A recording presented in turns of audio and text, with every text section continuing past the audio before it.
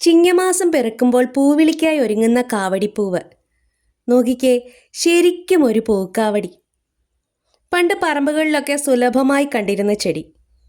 തൃക്കാക്കരയപ്പനെ അലങ്കരിക്കുവാനും പൂക്കൾ ഒരുക്കുവാനും ഇതിൻ്റെ പൂക്കൾ ഉപയോഗിച്ചിരുന്നൊരു ഓണക്കാലം പലർക്കുമുണ്ടാകും.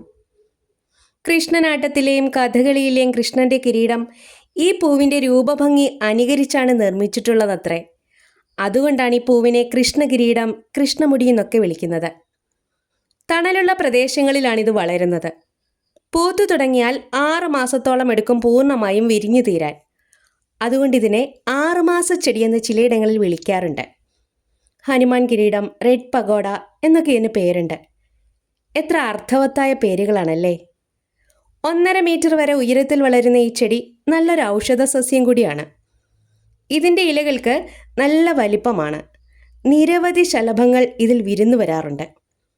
ഗരുഡശലഭം മുട്ടയിടുന്നത് ഇതിൻ്റെ ഇലകളിലാണ്. ഇത്രയും മനോഹരമായ പൂക്കൾ നമ്മുടെ നാട്ടിലുള്ളപ്പോൾ വിദേശ പുഷ്പങ്ങൾ തേടിപ്പോകുന്നവരാണ് നമ്മളെല്ലാം.